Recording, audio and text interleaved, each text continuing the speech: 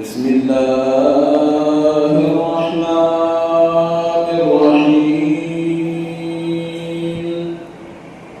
أفتؤمنون ببعض الكتاب وتكفرون ببعض فما جزاء من يفعل ذلك منكم إلا خزي في الحياة الدنيا ويوم القيامة يردون إلى أشد العذاب وما الله بغافل عما تعملون صدق الله العظيم.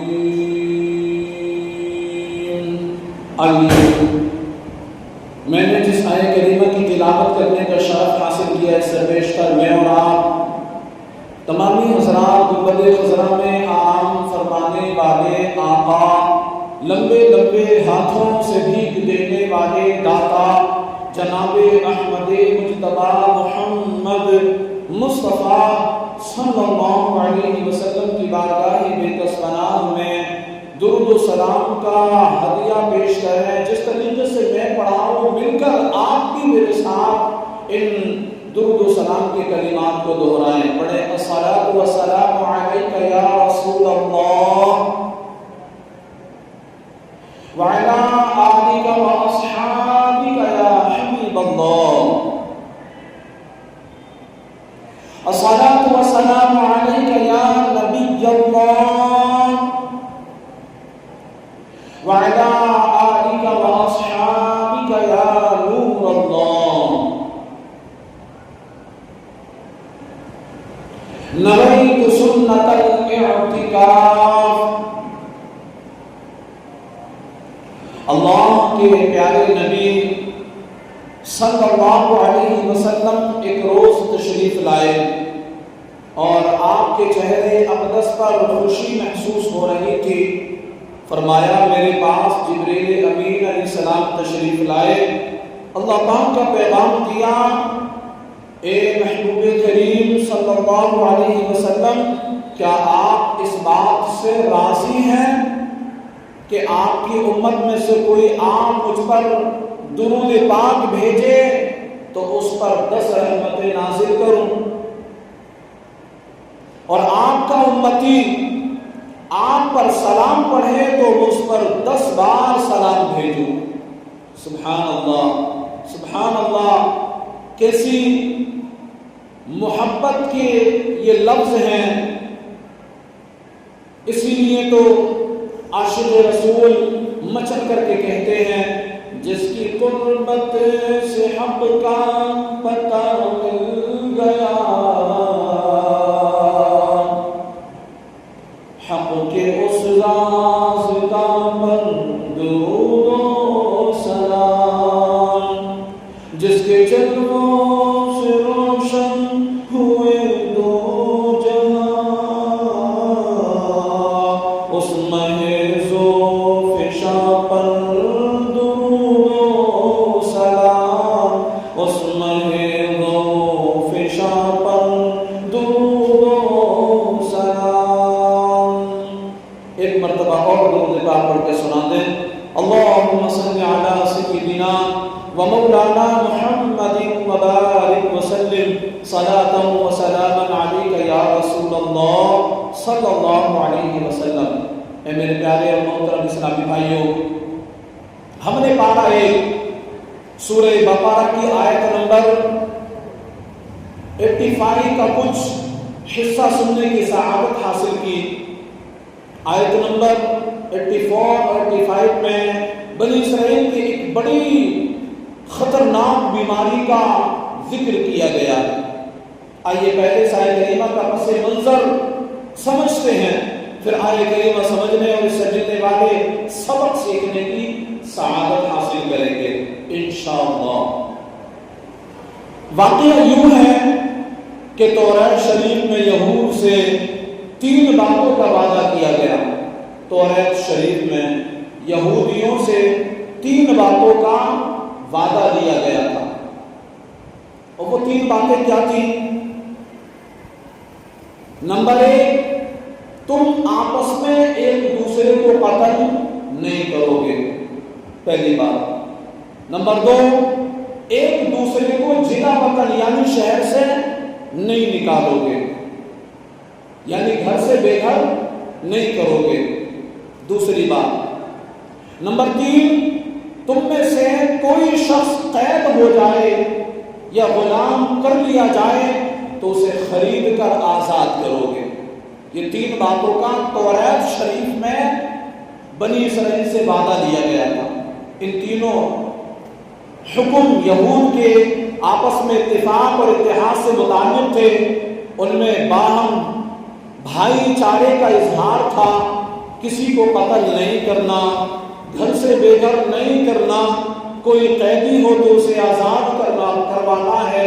یہ تینوں حکم اگر مان لیے جاتے تو ایک بہترین ہم آہنگ اور اتحاد و اتفاق والا مثالی معاشرہ تشکیل پاتا ہے، مگر یہودیوں نے ان 3 باتوں میں سے 2 حکم تو مان لیے، 2 باتیں کو تسلیم کر لی، مان لیا، ایک کو نہیں مانا، ایک بات پر عمل نہیں کیا۔ ہوا یوں کہ اسلام آنے سے پہلے مدینہ شریف میں 4 قبیلے آباد تھے۔ اسلام نہیں آیا تھا ابھی، اسلام آوری سے پہلے مدینہ شریف میں کتنے قبیلے موجود تھے؟ 4 قبیلے موجود تھے، یاد رکھیں ابھی۔ 2 قبیلے مشرک تھے اور 2 یہودی تھے۔ یہ ذرا توجہ سے سمجھنے کی بات ہے، تھوڑی سی توجہ فرمائیں گے تو بات صحیح طریقے سے سمجھ میں آ جائے گی۔ مدینہ شریف میں 4 قبیلے تھے، اوس، خزرج، یہ دونوں مشرک تھے، یہ دونوں مشرک تھے، اور تیسرا بنو قریظہ اور چوتھا بنو نذیر، یہ دونوں یہودی تھے۔ اب معاملہ یوں ہوا کہ بنو قریظہ نے اوس کے ساتھ دوستی لگا لی، ساتھ میں مرنے جینے کی قسمیں کھا لی، اور بنو نذیر نے خرس کے ساتھ دوستی لگا لی۔ اسے تھوڑا ذہن میں نقش کر لیں، بنو قریظہ اوس کے دوست بنے اور بنو نذیر خزرج کے دوست بنے۔ اوس اور خرج کی آپس میں دشمنی تھی، 100 سال تک ان کی آپس میں جنگ چلتی رہی، اوس و خرج کی اتنی سخت دشمنی۔ جب ان کی آپس میں جنگ ہوتی تو بنو قریظہ اوس کی مدد کے لیے آ جاتے اور بنو نذیر خزرج کی مدد کے لیے پہنچ جاتے۔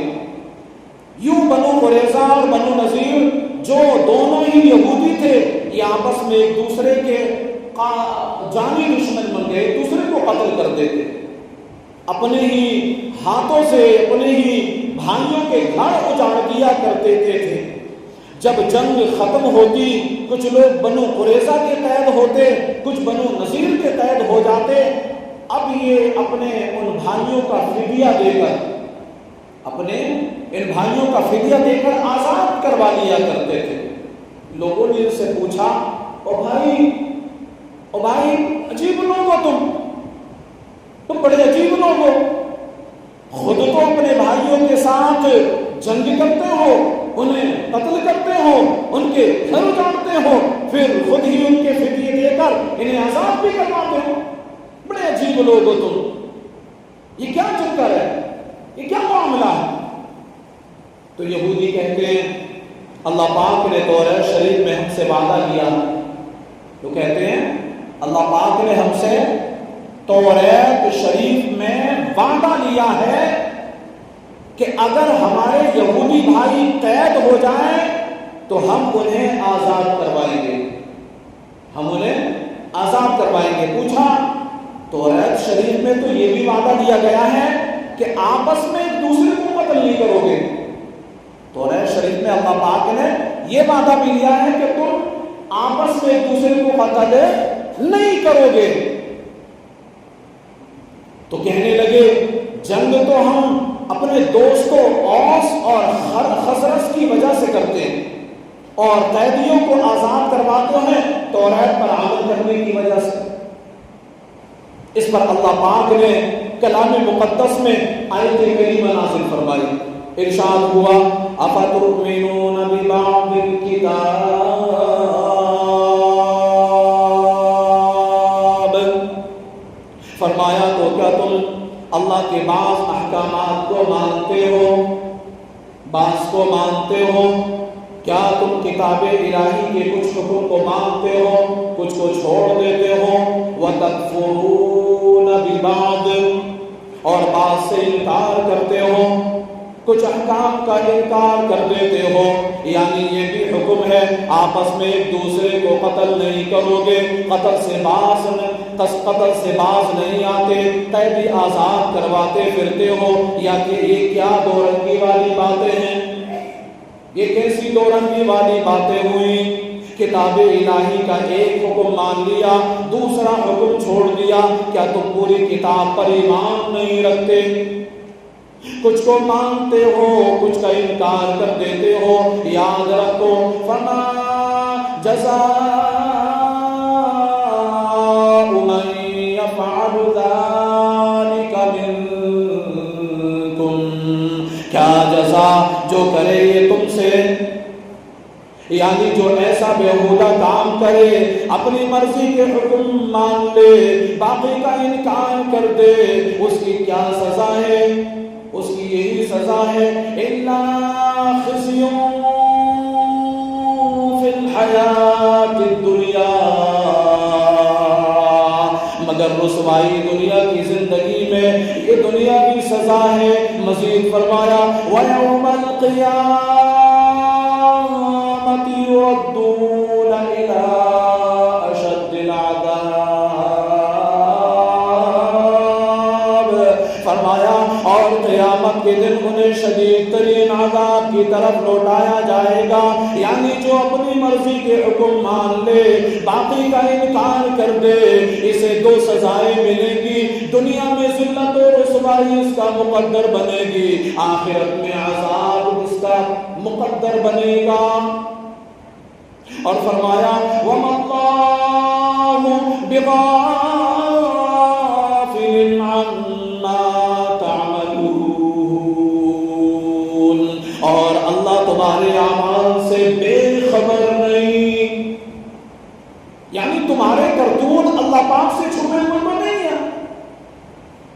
تم جو کرتے ہو اللہ پاک سب کو جانتا ہے. اس کی مختصر وضاحت ہم نے سننے کی سعادت حاصل کی. ویسے تو اس میں سیکھنے کی بہت ساری باتیں موجود ہیں، بہت ساری باتیں موجود ہیں. مثلا اس سے معلوم ہوا ظلم بھی حرام ہے اور ظلم پر مدد کرنا یہ بھی حرام ہے. اوس اور خزرج آپس میں لڑتے جنگیں کرتے، یہ ان کا ظلم تھا. یہودی ان کے مددگار ہوئے، انہوں نے بھی حرام کام کیا. اسی طرح یہ بھی سبق ملا کسی کی طرفداری میں دین کی مخالفت کرنا بہت ہی برا کام ہے.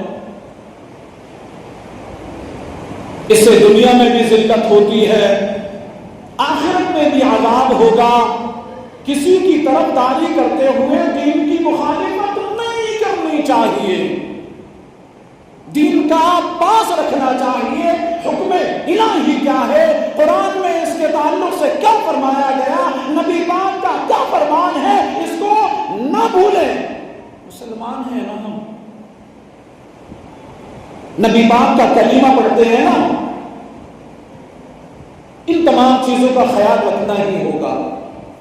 ہمارے ہاں اس طرفداری کی بہت ساری مثالیں موجود ہیں.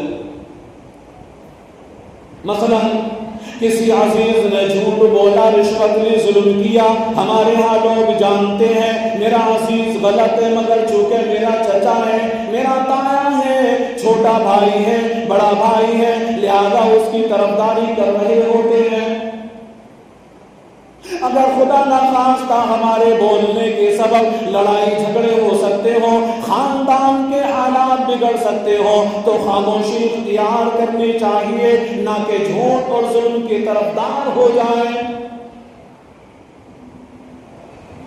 اسی طرح مثال کے طور پر دو شخص آپس میں پارٹنر ہیں، مل کر کاروبار چلا رہے ہیں، بعض دفعہ ایک شخص سودی لین دین کر رہا ہوتا ہے، ملاوٹ کر رہا ہوتا ہے، معلوم ہوتا ہے یہ حرام کام ہے، ناجائز کام ہے، پھر بھی اس کی طرفداری کر رہے ہوتے ہیں۔ کیوں؟ اس میں فائدہ تو اپنا ہی ہے، اس میں بینیفٹ تو اپنا ہی ہے، اس میں فائدہ اپنا ہی ہے۔ اگر طرفداری نہیں کریں گے تو کاروبار بکھر جائے گا، اور طرفداریاں نبھا رہے ہوتے ہیں۔ اسی طرح لوگ کچہریوں میں جھوٹی گواہیاں دے رہے ہوتے ہیں۔ عام باتیں معلوم ہے کہ جس کے حق میں گواہی دے رہا ہو ظلم اسی نے کیا ہے، ظالم وہی ہے، پھر بھی مال کے لالچ میں دوستیاں نبھانے کے لیے جھوٹی گواہیاں دی جا رہی ہوتی ہیں۔ لگتا مرنا ہی نہیں ہے، زندگی میں دنیا میں ہی ہمیشہ زندہ رہنا ہے، یوں گواہی دے رہے ہوتے ہیں، اتنے دیرائر ہوتے ہیں کہ رب کی نافرمانی ہے یہ سمجھ ہی نہیں رہے ہوتے ہیں۔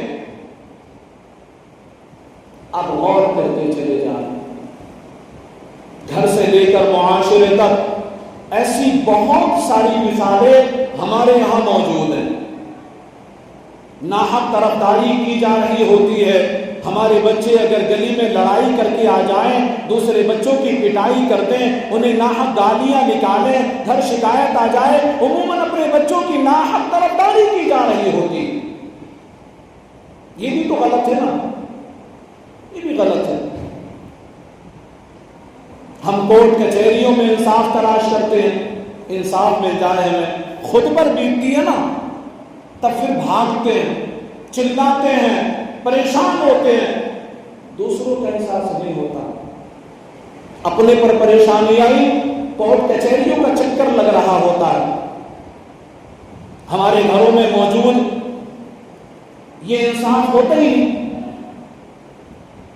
یہ بھی ہمیں نہیں کرنا چاہیے کہ بچوں کی طرفداری کریں بیجا، اس سے بچے بھی بگڑ جاتے ہیں، وہ بڑے ہو کر خطرناک بن سکتے ہیں۔ انصاف کا ترازو ہمیشہ ہاتھ میں رکھیے، یہ بات ہمیں ذہن میں بٹھا لینی چاہیے کہ جس کے لیے آج ہم حق چھوڑ رہے ہیں، جس کی ناحق طرفداری کر کے دین کو پیٹ پیچھے رکھ رہے ہیں، کل بروز قیامت یہی شخص ہمیں بھی چھوڑے گا نہیں چھوڑے گا۔ اللہ کے حضور یہ شخص عرض کرے گا، مولا جب میں دنیا میں رہ کر کے غلط قدم پہلا اٹھایا تھا، طرفداری کی تھی، اس نے میرا ہاتھ نہیں پکڑا تھا، سمجھایا نہیں تھا۔ کیا کہیں گے اس وقت میں؟ جواب کوئی بن ہی نہیں پائے گا، جواب کوئی نہیں ہوگا ہمارے پاس۔ اللہ پاک کلام مقدس میں ارشاد فرماتا ہے، وَلَا يَجْرِمَنَّكُمْ شَنَآنُ قَوْمٍ عَلَىٰ أَلَّا تَعْدِلُوا اعْدِلُوا، اور تمہیں کسی قوم کی عداوت اس پر نہ ابارے کہ تم انصاف نہ کر سکو۔ خیر، اس میں حکمت عملی اپنانی چاہیے، ایسا بھی نہ ہو کہ ہم حق کے نام پر فسادات پھیلانا شروع کر دیں، یوں بھی نہ ہو کہ ہم ناحق طرفداریاں شروع کر دیں۔ جہاں محسوس ہو کہ میرا بولنا فساد برپا کرے گا، خاموشی سے ایک طرف ہو جائیں، ناحق طرفداری نہ کریں، اور اگر معاملے میں آنا ہی پڑ جائے، گواہی دینی ہی پڑ جائے، گھر میں خاندان میں نہ چاہتے ہوئے بولنا ہی پڑے، تو جو حق ہے اس کے ساتھ کھڑے ہو جائیں۔ برکت ہے اس میں بھی۔ وقتی طور پر آپ آزمائش میں بھی آ سکتے ہیں، مشکل میں بھی آ سکتے ہیں، لیکن دور اندیشی آپ کو لینی چاہیے۔ آپ یہ دیکھیں کہ رب کس میں راضی ہو رہا ہے۔ دنیا والے راضی ہوتے ہیں، دنیا والے ناراض ہوتے ہیں تو ہونے دے, رب کو ناراض نہ کرے. اللہ کی قسم, اگر میرا رب راضی رہا تو دنیا والے کتنے ہی ناراض ہو جائیں, کام آپ کا سیدھا ہی ہونا, کام آپ کا اچھا ہی ہونا ہے. آپ انشاءاللہ ایک نہ ایک دن دنیا والوں کی نظر میں بھی اچھے ہو جائیں گے اللہ کے کرم سے. اس آیت کریمہ سے ایک اہم ترین سبق جو ہمیں سیکھنے کو ملا وہ قرآن کریم کا یہی خوبصورت جملہ ہے, اَفَتُؤْمِنُونَ بِبَعْضِ الْكِتَابِ وَتَكْفُرُونَ بِبَعْضٍ, تو کیا تم اللہ پاک کے بعض احکامات کو مانتے ہو, بعض سے انکار کر دیتے ہو. معلوم ہوا اللہ پاک کی کتاب کو ماننا ہے تو مکمل ہی ماننا ہے, ادھورا نہیں ماننا. دوسرے لفظوں میں یوں کہوں, قرآن کریم کی ایک ایک آیت, ایک ایک لفظ پر ایمان رکھنا ضروری ہے. یوں نہیں ہو سکتا جو حکم مجھے پسند آیا وہ میں مان لوں, باقی کو چھوڑ دوں. نا, ایسا نہیں ہو سکتا, ہرگز نہیں ہو سکتا. مکمل قرآن کو ہمیں ماننا ہوگا, مکمل قرآن کے احکامات پر ہمیں عمل کرنا ہوگا, اللہ پاک کے احکامات کو سینے سے لگانا ہوگا. اسی میں کامیابی ہے. آج کل ہمارے ہاں آدھی جہالت کا فتنہ پورے زور پر ہے. یہ میں درست کہہ رہا ہوں, بندہ پورا ہی جاہل ہو تو سیکھنے کی طرف مائل ہو جاتا ہے. اس کا ذہن بن جاتا نہیں مجھے سیکھنا ہے, مجھے جاننا ہے, مجھے اس کے تعلق سے پوری جانکاری لینا ہے. بندہ پورا عالم ہو, اگر درست طریقے سے قرآن و حدیث کو سمجھتا ہو, جس نے باقاعدہ عاشقان رسول سے علم دین سیکھا ہو, وہ خوش نصیب ہے. مگر جو آدھا جاہل ہو وہ بہت خطرناک ہوتا ہے. آدھا عالم ہے آدھا جاہل ہے, بڑا خطرناک ہے. یہ ذہن میں رکھیے گا, چاہے وہ عالم ہو چاہے وہ حکیم ہو, اگر یہ دونوں آدھے آدھے ہیں تو ان سے زیادہ خطرناک کوئی ہو ہی نہیں سکتا. آدھا عالم ہے تو ایمان کا خطرہ بنا رہتا ہے, آدھا حکیم ہے تو جان کا خطرہ بنا رہتا ہے. جی ہاں, اور یہ زندگی میں دونوں چیزیں بہت ضروری ہیں. ایمان بچانا بھی ضروری ہے اور جان کی حفاظت کرنا بھی ضروری ہے. رسول پاک صلی اللہ علیہ وسلم نے دونوں کے تعلق سے تعلیم دی ہے, بتایا ہے کہ ہمیں دونوں کے تعلق سے حساس رہنا ہے. حکیم کے پاس جائیں تو اس کے پاس جائیں جو پورا ہے, جو آپ کی صحت کو خراب نہ کرے. اچھا, یا حکیم کی بات آئی تو میرے ذہن میں ایک چیز آئی, میں آپ کو عرض کرتا چلوں کہ ایک مدنی نسخہ ہے, ایک نبوی نسخہ ہے. حدیث پاک میں اس کی بڑی فضیلتیں آئی ہیں. نام ہے اس کا تلبینہ. کیا نام ہے؟ تلبینہ. یہ تلبینہ ایک قسم کا لٹا کہنا ہے یا خمیرہ کہنا ہوتا ہے, اور اس کی بڑی فضیلتیں ہیں. حدیث پاک میں ہے کہ جو بندہ تلبینہ استعمال کرتا ہے تو تلبینہ پیٹ کی بہت ساری بیماریوں کو دور کر دیتا. آج دیکھیں نا, ڈاکٹروں کے پاس جائیں, حکیموں کے پاس جائیں تو وہ یہی بتائیں گے کہ جتنے بھی مرض پیدا ہوتے ہیں جسم کے اندر وہ پیٹ سے پیدا ہوتے ہیں.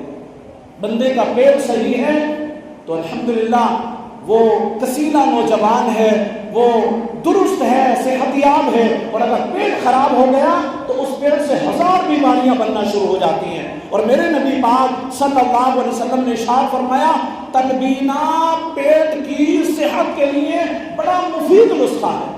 خود بھی کھایا, صحابہ کو بھی تلقین فرمائی, امت کو بھی تلقین فرمائی, تلبینہ کھایا کرو. تلبینہ کھانے سے پیٹ کا ہاضمہ درست ہوتا ہے, پیٹ کے زہریلے کیڑے مر جاتے ہیں, ذہن طاقتور ہوتا ہے, یادداشت مضبوط ہوتی ہے, اور سینے کی جلن دور ہو جاتی ہے, بلغم کو دور کرتا ہے. بہت ساری بیماریوں کا اس میں علاج ہے تلبینہ میں.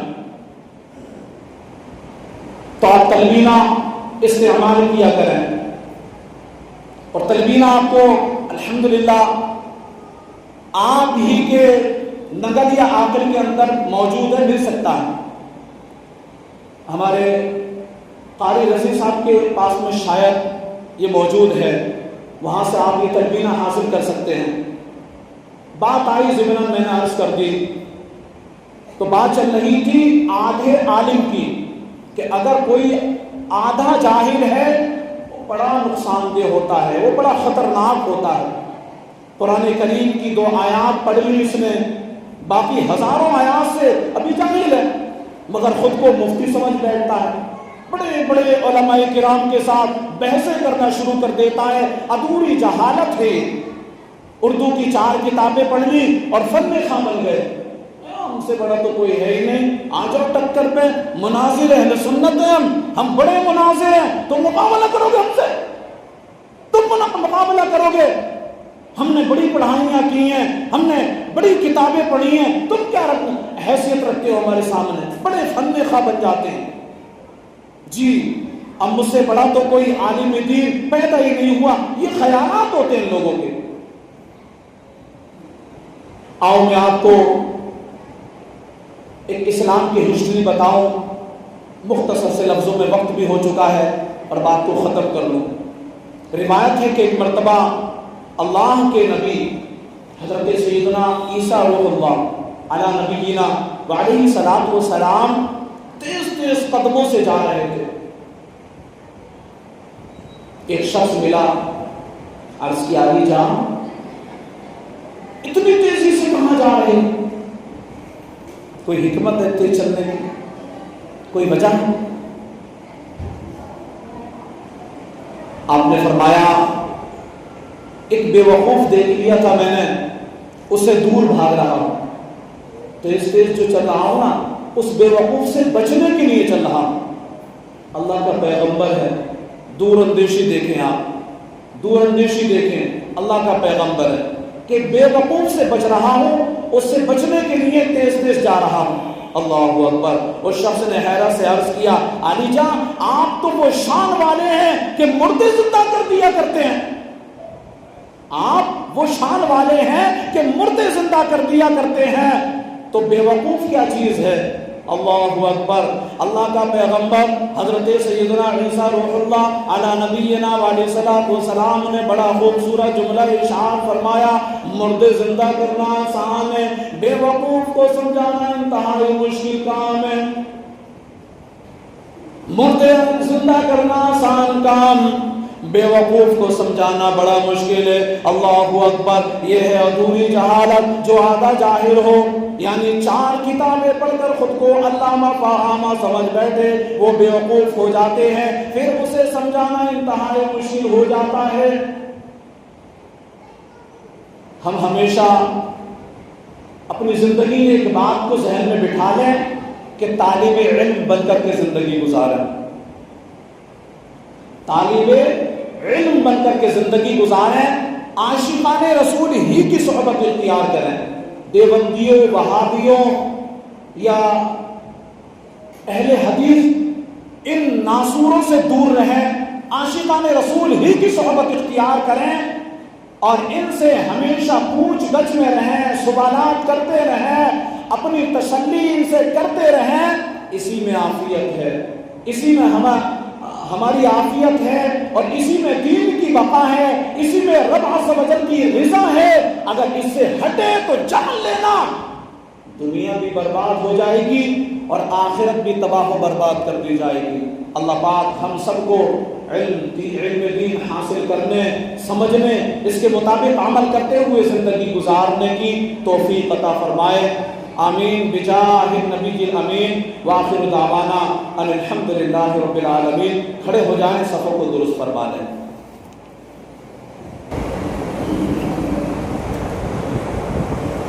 کربلا کے جان نثاروں کو سلام،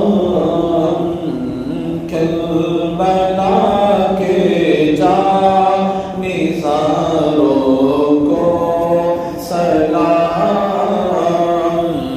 فاطمہ زہرا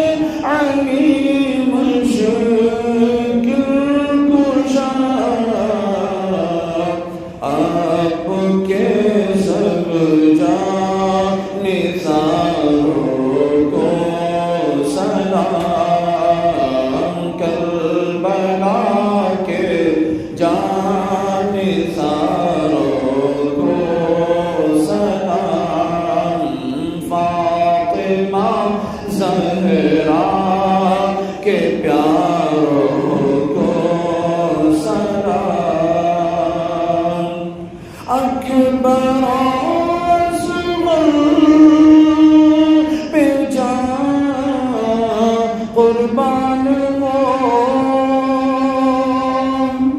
اکبر اصغر پہ جان قربان ہو، میرے دل کے تاجداروں کو سلام، میرے دل کے تاجداروں